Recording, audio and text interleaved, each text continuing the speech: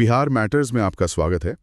और current affairs master class की हमारी लेक्चर 10 सीरीज में आज हम एक ऐसे विषय पर ये डीप डाइव करने जा रहे हैं जो राज्य के आर्थिक परिदृश्य को पूरी तरह से बदल रहा है। जी बिल्कुल।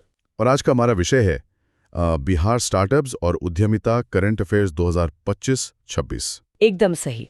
और मैं यहाँ ये स्पष्ट करना चाहूंगी कि जो भी छात्र आगामी बीपीएससी, बीएसएससी, एसआई या शिक्षक भर्ती परीक्षाओं की तैयारी कर रहे हैं, उनके लिए सत्र अत्यंत महत्वपूर्ण है। राइट, क्योंकि आज हम जो भी चर्चा करेंगे वो पूरी तरह से उद्योग विभाग के नवीनतम आधिकारिक डेटा और नीतिगत दस्तावेजों पर आधारित है। हाँ, और आयोग आजकल राज्य विशिष्ट आर्थिक नीतियों और डाटा पॉइंट्स पर सीधे प्रश्न पूछ रहा है।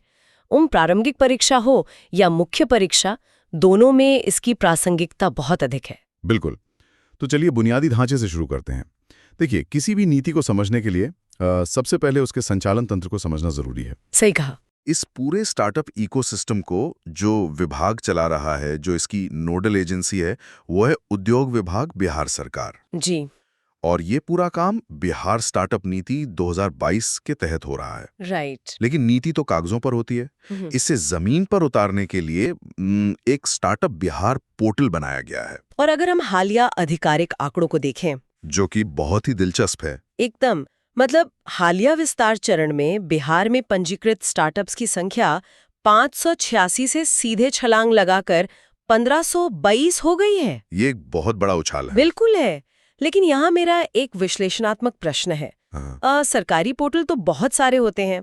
क्या ये स्टार्टअप बिहार पोर्टल केवल एक वेबसाइट है, या इसके काम करने के तरीके में कुछ ऐसा है जिसने 586 से 1522 तक की इस तीव्र वृद्धि को संभव बनाया? देखिए, यह वृद्धि केवल कागजी नहीं है। इसके पीछे इस पोर्टल की कार्यप्रणाली का बहुत बड़ा योगदान है।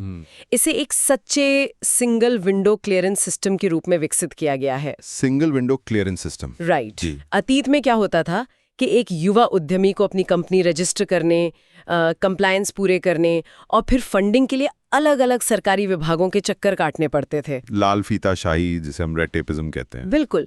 उसी नौकरशाही की प्रक्रिया में कई अच्छे आइडिया दम तोड़ देते थे।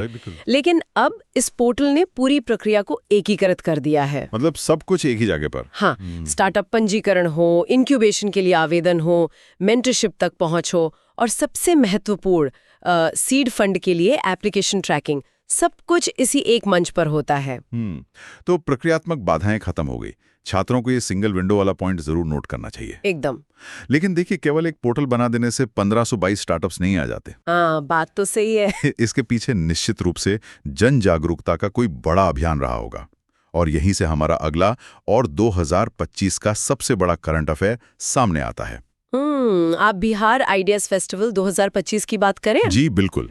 उद्योग विभाग द्वारा शुरू किया गया ये फेस्टिवल, अगर हम इसके लक्ष्यों पर नजर डालें तो वे काफी महत्वाकांक्षी हैं। बहुत ज्यादा। सरकार ने 1 लाख स्टार्टअप आइडिया प्राप्त करने और 10,000 नए उद्यम स्थापित करने का लक्ष्य रखा है, और वो भी राज्य के सभी 38 जिलों में। जी। लेकिन यहाँ एक शंका होती है। 1 लाख आइडियाज, मतलब क्या हम इस इकोसिस्टम में क्वालिटी के बजाय केवल क्वांटिटी के पीछे नहीं भाग रहे हैं? यह एक बहुत ही लाजमी सवाल है। क्योंकि एक ग्रामीण कारीगर के पास कोई पारंपरिक हुनर तो हो सकता है, लेकिन क्या उसके पास उसे एक स्केलेबल बिजनेस में बदलने का बिजनेस एक्यूमेन होगा? देखिए, ये एक बहुत ही सटीक चिंता है जिसे नीति निर्माताओं ने भी महसूस किया है। अच्छा। हाँ, इसीलिए बिहार आइडियाज फेस्टिवल का उद्देश्य सीधे तौर पर रातों रात 1 लाख कंपनियां खड़ी करना नहीं है। ये दरअसल एक फनल अप्रोच है। फनल अप्रोच, थोड़ा इसे विस्तार से समझाइए। जब हम कहते हैं कि फोकस ग्रासरूट्स इनोवेशन पर है, तो इसका मतलब है कि हम उन ग्रामीण युवाओं, छात्रों और कारीगरों तक पहुंच रहे हैं जो कभी बड़े निवेशकों के सामने जाकर अपनी पिच नहीं कर सकते। राइट, उन्हें तो वो मौका ही नहीं मिलता। बिल्कुल।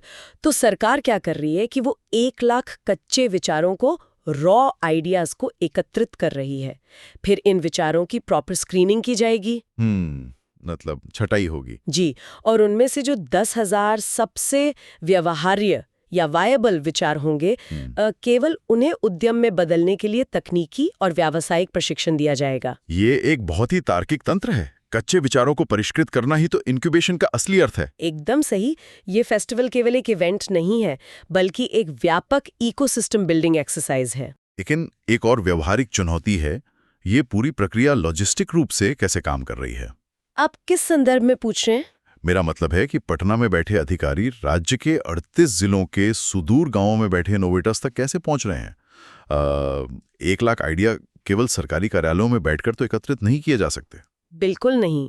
इसके लिए प्रशासन को फील्ड में उतरना पड़ा है और इसी जमीनी चुनौती को हल करने के लिए बिहार आइडियाज यात्रा की शुरुआत की गई है। बिहार आइडियाज यात्रा परीक्षा के दृष्टिकोण से ये एक अत्यंत महत्वपूर्ण पहल है। जी, ये 45 दिनों का एक महाअभियान है और छात्रों को इसे केवल एक जागरूकता रथ नहीं समझना चाहिए। ये एक चलता फिरता अभियान है जो 38 जिलों को कवर कर रहा है। इसके कार्यान्वयन में स्थानीय संस्थानों की भी कोई भूमिका है क्या? बहुत बड़ी भूमिका है। इसे जिला स्तर के मजबूत संस्थानों का समर्थन दिया गया है, जैसे कि जिला उद्योग केंद्र, जिसे हम DIC कहते हैं। राइट। इसके अलावा खादी एवं ग्रामोद्योग आयोग और स्थानीय MSME कार्यालय भी इसमें शामिल हैं। जब ये यात्रा किसी ब्लॉक या पंचायत में पहुंचती है तो ये अधिकारी वहीं मौके पर स्थानीय उद्यमियों की समस्याएं सुनते हैं। मतलब ऑन द स्पॉट मूल्यांकन। जी बिल्कुल, वे उनके उत्पादों का मूल्यांकन करते हैं और उन्हें इकोसिस्टम से जोड़ते हैं। इसे समझने के लिए छात्र एक बहुत ही प्रभावी रूपक का उपयोग कर सकते हैं। आप इस बिहार आइडियाज यात्रा को एक चलते फिरते इंक्यूबेशन सेंटर के रूप में देख सकते हैं। हाँ, मोबाइल इंक्यूबेशन सेंटर। ये बहुत सटीक शब्द है। राइट। कल्पना कीजिए कि एक ग्रामीण युवा है जिसने कृषि अपशिष्ट से, मतलब एग्रीकल्चरल वेस्ट से कोई नया उत्पाद बनाया है। अब उसे अपना आइडिया लेकर राजधानी नहीं आना है। एकदम सही। सरकार का तंत्र खुद उसके दरवाजे पर जा रहा है। बिल्कुल। और इस पूरी प्रक्रिया को संस्थागत रूप देने के लिए एक नए निकाय का गठन भी हुआ है, जो कि छात्रों के नोट्स के लिए एक नया और बहुत ही महत्वपूर्ण तथ्य है। आप बिहार इनोवेशन बोर्ड की बात कर रहे हैं? जी, बिहार इनोवेशन बोर्ड। इस बोर्ड की स्थापना 2025 की सबसे रणनीतिक पहलों में से एक है। देखिए, आइडिया यात्रा के माध्यम से जो भी विचार एकत्र हो रहे हैं ना, वे अंततः इसी बोर्ड के पास आते हैं। अच्छा, तो ये बोर्ड उन आइडियाज का करता क्या है? इस बोर्ड का प्राथमिक कार्य है नवाचार को बढ़ावा देना और आइडिया इंक्यूबेशन के लिए एक वैज्ञानिक पद्धति विकसित करना। राइट। और आपको जानकर हैरानी होगी कि अब तक इस बोर्ड को 1700 से अधिक इनोवेशन सबमिशन प्राप्त हो चुके हैं। 1700 से अधिक? ये तो इस बात का प्रमाण है कि बोर्ड बहुत सक्रिय रूप से काम कर रहा है। बिल्कुल। और यहाँ इंक्यूबेशन का सीधा अर्थ है एक कच्चे विचार को मार्केट रेडी प्रोडक्ट में बदलना। इसके लिए लैब टेस्टिंग, पेटेंट फाइलिंग में मदद और मेंटरशिप प्रदान की जाती है। ये 1700 सबमिशंस राज्य में उद्यमशीलता की छुपी हुई क्षमता को दर्शाते हैं। आइडिया आ गए, उनका इंक्यूबेशन शुरू हो गया, लेकिन हम सभी जानते हैं कि व्यापार की दुनिया की सबसे कठोर सच्चाई क्या है? पूंजी, फाइनेंस। एकदम सही।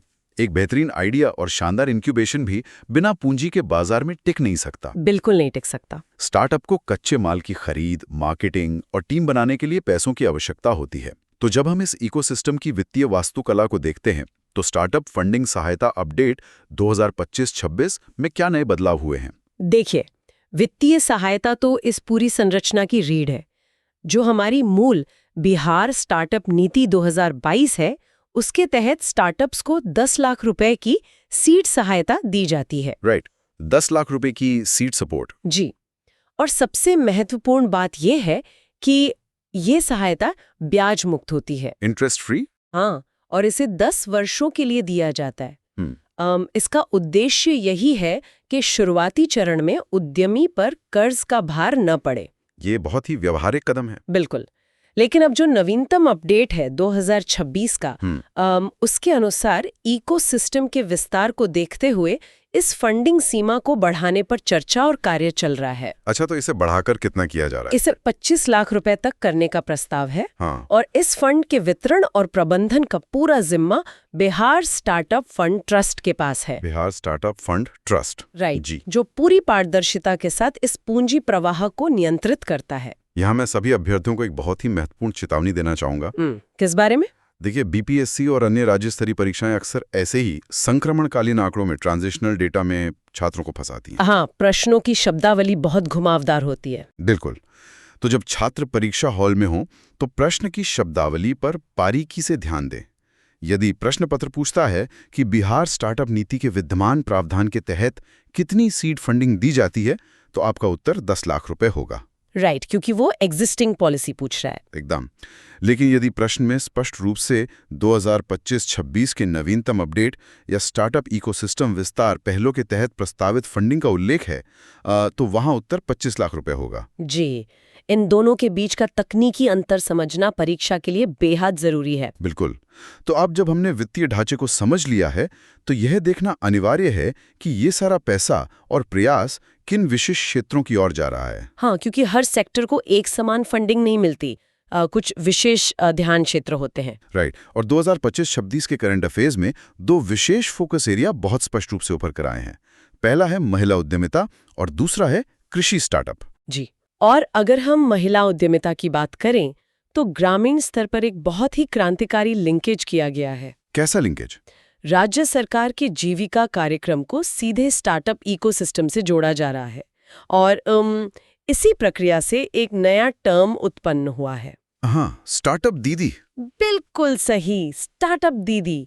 इस शब्द का आइडिया फेस्टिवल में बहुत प्रमुखता से उपयोग किया गया है। तो बहुत ही दिलचस्प और परीक्षा के लिहाज से महत्वपूर्ण कीवर्ड लग रहा है, लेकिन मैं इसके काम करने के तंत्र को समझना चाहता हूँ। जी, पूछिए। मतलब जीविका मुख्य रूप से एक सूक्ष्म वित्त और स्वयं सहायता समूह मॉडल है जो छोटे स्तर पर आजीविका सुनिश्चित करता है। तो एक जीविका दीदी अचानक से एक स्केलेबल स्टार्टअप दीदी कैसे बन जाती है? इसके पीछे का ट्रांजिशन मैकेनिज्म क्या है? देखिए, यही इस नीति की सबसे बड़ी खूबी है। जीविका दीदियों के पास पहले से ही अपना कम्युनिटी नेटवर्क, उत्पादन क्षमता और बेसिक अकाउंटिंग की समझ होती है। बुनियादी ढांचा उनके पास पहले से है। जी, मान लीजिए कि कोई महिला स्वयं सहायता समूह बहुत अच्छे स्तर पर मखाने का उत्पादन कर रहा है। पहले वे इसे कच्चे रूप में बिचौलियों को बेचते थे। राइट, जिससे उन्हें असली मुनाफा नहीं मिलता था। एकदम सही। लेकिन अब इस नई पहल के तहत उद्योग विभाग उन्हें पैकेजिंग, ब्रांडिंग और ई-कॉमर्स प्लेटफॉर्म्स पर लिस्टिंग के लिए वही 10 लाख रुपए का स्टार्टअप फंड और इंक्यूबेशन दे रहा है। वाह, मतलब वे अब केवल उत्पादक नहीं रही। बिल्कुल नहीं, वे अब एक ब्रांड के मालिक बन रही हैं। यही वो तंत्र है जो एक माइक्रो एंटरप्राइज को एक स्केलेबल स्टार्टअप में बदलता है। ये मूल्य संवर्धन यानी वैल्यू एडिशन का एक उत्कृष्ट उदाहरण है, जहां जमीनी स्तर की उत्पादन क्षमता को आधुनिक बाजार की मांग के साथ जोड़ा जा रहा है। जी, और ये सीधे तौर पर हमारे दूसरे फोकस क्षेत्र से भी जुड़ता है, कृषि स्टार्टअप और इंक्यूबेशन। बिल्कुल जुड़ता है। बिहार की अर्थव्यवस्था मूल रूप से कृषि आधारित है, इसलिए स्टार्टअप्स का फोकस भी इसी दिशा में होना स्वाभाविक है। आधिकारिक दस्तावेजों के अनुसार सबसे ज्यादा काम किन क्षेत्रों में हो रहा है? वर्तमान में मशरूम की खेती, फूड प्रोसेसिंग, शहद प्रसंस्करण और बांस मूल्य संवर्धन जैसे क्षेत्रों में बड़े स्तर पर काम हो रहा है। राइट। और इसी से जुड़ा एक बहुत ही चौंकाने वाला रैंकिंग डेटा भी सामने आया है। अच्छा, वो क्या है? राज्य में जो 46 स्टार्टअप सेल बनाए गए हैं, उनका हाल ही में मूल्यांकन किया गया था। और आपको पता है इसमें शीर्ष पर कौन रहा? शायद कोई इंजीनियरिंग कॉलेज? नहीं, तकनीकी संस्थानों को पछाड़कर राजेंद्र प्रसाद केंद्रीय कृषि विश्वविद्यालय यानी RPCAU का स्टार्टअप सेल शीर्ष पर रहा है। ये तो बहुत ही महत्वपूर्ण आंकड़ा है। जी, RPCAU के स्टार्टअप सेल ने 69 से अधिक स्टार्टअप्स को सपोर्ट किया है और 163 आउटरीच प्रोग्राम आयोजित किए हैं। वाह। सामान्य तौर पर लोग सोचते हैं कि स्टार्टअप्स केवल IIT या NIT जैसे तकनीकी संस्थानों से ही निकलते हैं, लेकिन बिहार के संदर्भ में सबसे बड़ी आर्थिक संभावनाएं कृषि क्षेत्र में ही मौजूद है। बिल्कुल सही बात है। जब एक कृषि विश्वविद्यालय छात्रों को फूड प्रोसेसिंग और बीज तकनीक में नवाचार करने के लिए इंक्यूबेट करता है, तो उसका सीधा असर राज्य के किसानों की आय पर पड़ता है। राइट। तो ये डेटा साबित करता है कि बिहार का स्टार्टअप इकोसिस्टम अपनी भौगोलिक और आर्थिक वास्तविकताओं के अनुरूप आकार ले रहा है।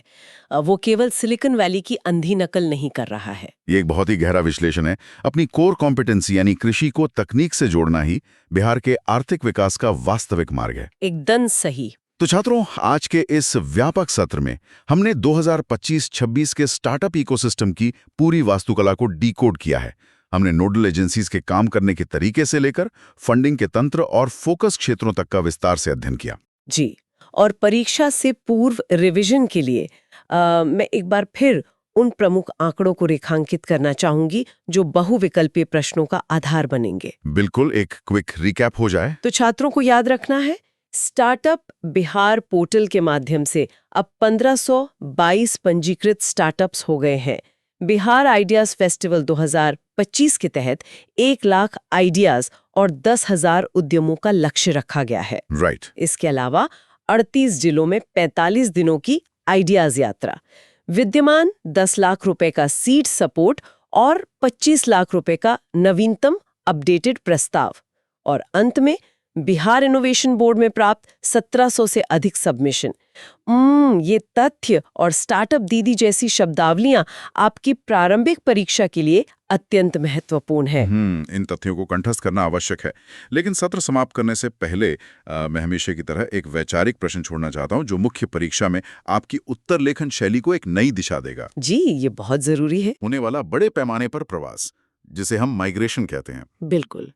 अब आप इस दृष्टिकोण से सोचें कि 38 जिलों में चलने वाली आइडियाज यात्रा, 10,000 ग्रामीण उद्यमों का लक्ष्य और स्टार्टअप दीदी जैसी पहलें इस प्रवास को रोकने में कैसे एक संरचनात्मक समाधान बन सकती हैं। ये एक बहुत ही विचारणीय प्रश्न है। क्या ये नीतियां केवल कुछ नई कंपनियां बनाने के बारे में हैं, या ये एक नई आत्मनिर्भर और विकेंद्रीकृत ग्रामीण अर्थव्यवस्था की नींव रख रही हैं? छात्रों को इस प्रश्न के विभिन्न आयामों पर विचार करना चाहिए और इसे अपनी मुख्य परीक्षा के नोट्स का हिस्सा बनाना चाहिए। बिल्कुल, मुख्य परीक्षा में अच्छे अंक प्राप्त करने के लिए इसी प्रकार की विश्लेषणात्मक क्षमता की आवश्यकता होती है, जहां आप राज्य की नीतियों को उसकी मूल समस्याओं के समाधान के रूप में प्रस्तुत कर सकें। सहयोगी नए विषयों और आधिकारिक डेटा का अध्ययन करेंगे। जी। अपनी तैयारी पूरी गंभीरता के साथ जारी रखें। बिहार मैटर्स से जुड़ने के लिए धन्यवाद।